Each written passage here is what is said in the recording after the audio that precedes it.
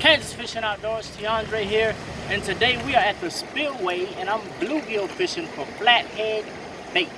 So I'm using some little red worms on a typical little bobber rig with split shots, and I'm fishing right here in front of me in the water, and I'm catching bluegill right off these rocks. Check out the action. It doesn't take long to get a bite already. That wasn't one. We hit it. Woo. Back out there. Doesn't take long.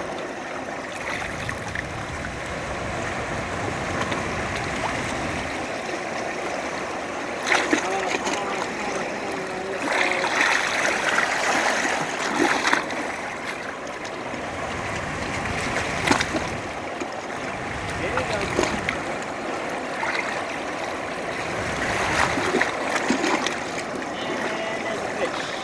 That's not a bluegill, that's a drum.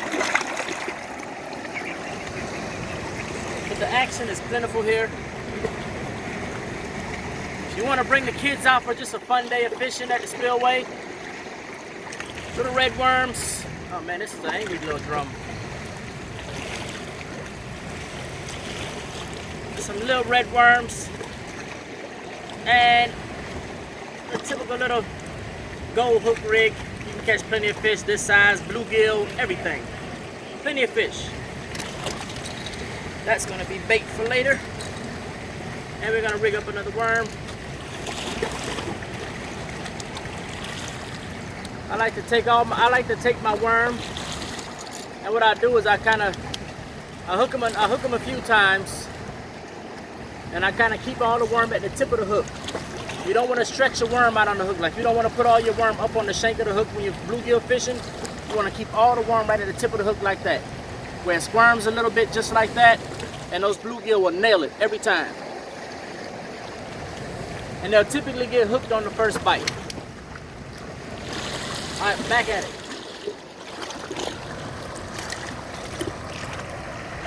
And this shouldn't take long.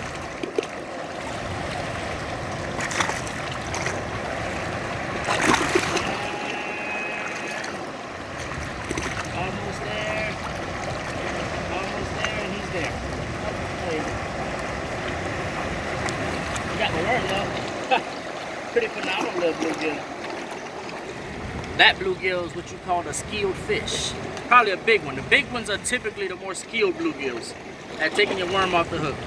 Believe it or not, the little ones get hooked very frequently, and the big ones will take your entire worm and get away with it every time. But you gotta have plenty of worms so you can always land that big bluegill that's giving you a hard time. Just like that. I put them on there a couple times, and I hook them again. Just like that. And then I take that other little squirmy tail in, hook them on there like that, and I just kind of leave it all dangling at the tip of the hook, so that bluegill can suck it all in one bite. They have tiny mouths, and that's the best way to get them.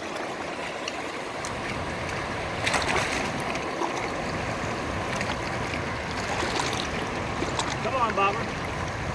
Yep, there's a bite.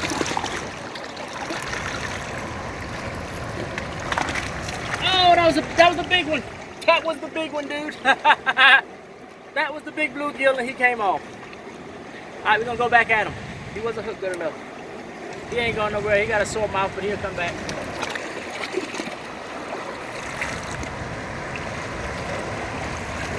That was the big one that I was just talking about.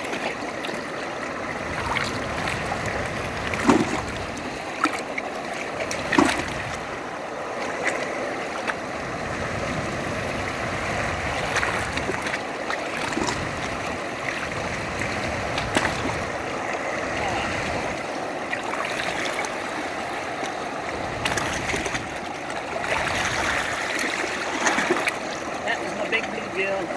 Now I gotta wait to get another big one.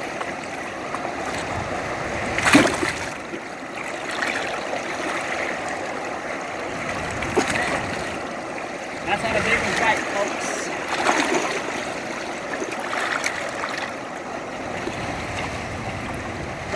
They'll steal your bait faster than the little ones will.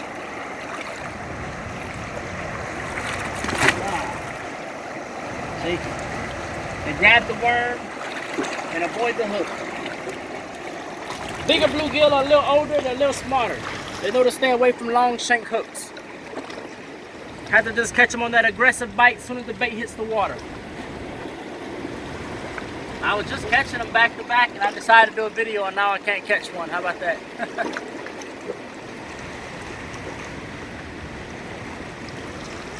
Alright, back at it. Nothing stops a real angler from fishing. Not even if I run out of bait, I'll find a way to catch more. If I have to use artificial. Alright, that spot. And we're going back at it again. See if I can get this big bluegill out of here. It's been evading me.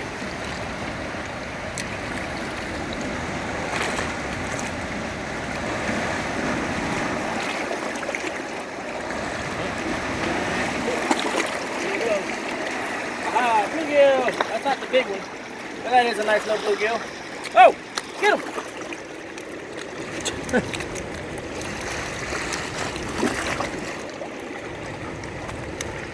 Alright, got it. Booyah, bluegill. That's bait action, baby.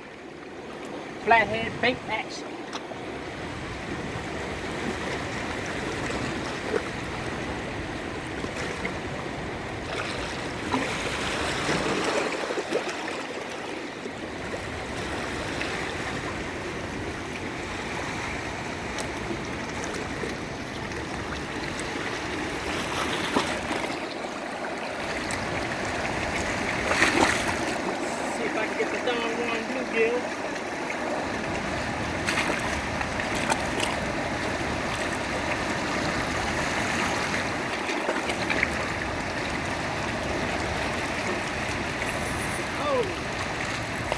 Is that a drum? Yep.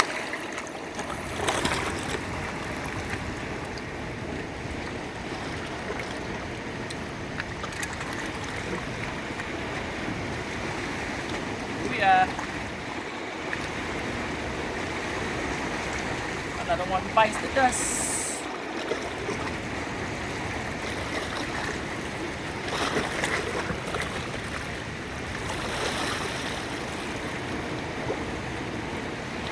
Drum action. Boom. Bait. River bait.